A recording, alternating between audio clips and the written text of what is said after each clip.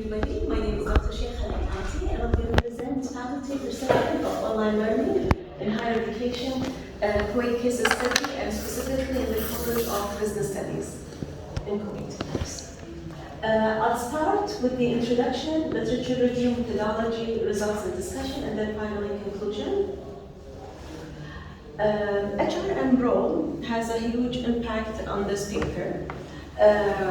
Mainly, HR main role is to enable organizations to attain their goals through their employees. So some of the roles of human resources is to hire employees all the way to firing them, okay, training, guidance, and all of that. So they are there to assure the quality of employee. Also, faculty members, the reason I'm talking about HRM, faculty members are also employees of the education sector. There comes the role of human resources, so it's not only in a regular organization, but the same as in the educational sector. The aim of this study is to evaluate instructors' perception of online learning and, of course, shed a light on factors such as competencies, innovation, and commitment. At the same time, we want to know what are the obstacles facing those instructors, such as in technology-wise, in academia, organization, all of that. And then we're going to have also a glimpse of COVID-19, that period where most of the instructors, and when they were teaching in a traditional way, face-to-face, in their classrooms, and then the second day they have to do it online, when they were not even prepared.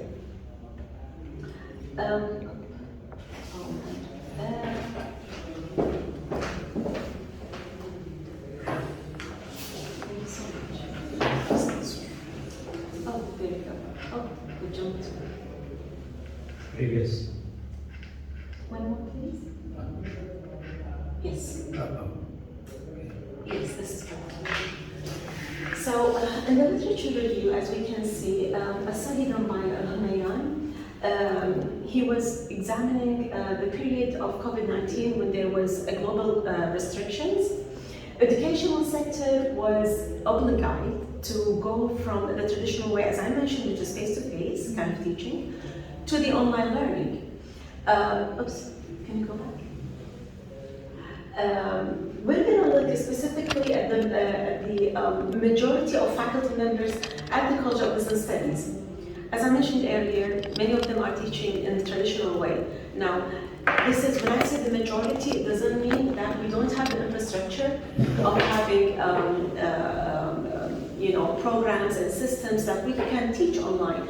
But most of them, the majority of them, they decided not to use these technologies and just do it the traditional way, the way, in a way they are much comfortable.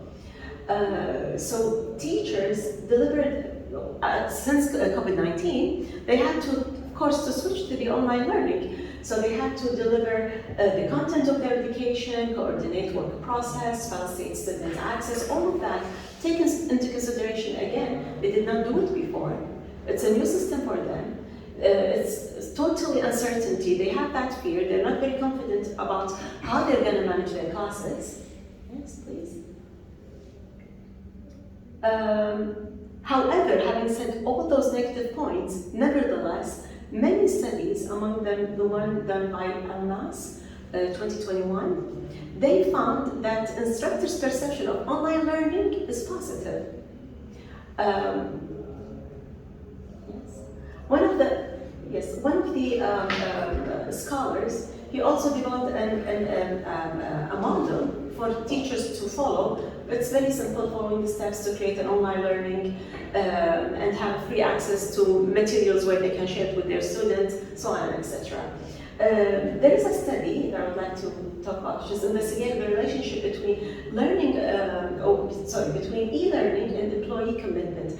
And then they found that instructors' commitments come from four main factors: learner satisfaction, 24/7 access to technology, personalized learning, and efficiency. Also, there's another study that talks about instructors' competencies. And they found that instructors, they need to be resilient and and they need to improve their competency in many different ways. And interestingly, they found that age group,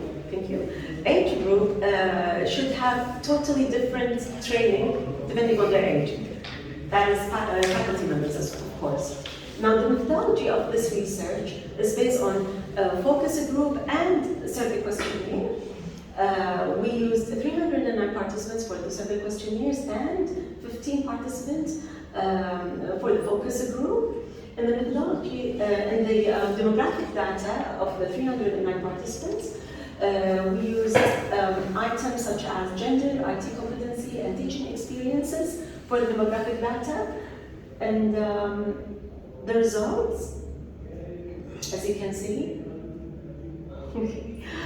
instructor perception of online learning, we had all their, like we have 15 items. Among these 15 items, we've ranked them accordingly. The top 4 that I'm going to mention, if you go to the next one, please. The first one, it's okay. The first one, as you can see over here, Teachers Online has reduced the use of photocopy, of course, because it's all online. And then the second one, we can see here, for teaching classroom with, as well, like the traditional way, as well as using the internet facilities. And number 3, students cheat a lot, unfortunately, when they give them, exams online. And lastly, 4, thank you. E-learning tools facilitate and managing correction for the exam. So it's just an add-on kind of tools. Now the least, if we go back again, yes. The least chosen perception, or they didn't like it much, is e-learning platform motivates students to learn, learning. Or what it saying exactly is that students are not very much interested in learning online. And I'm not going to go through all of them, but just real quick, students are losing their motivation, they're losing their concentration in class, and teachers are finding it not very useful to teach online, and it's much better to use the traditional way of teaching.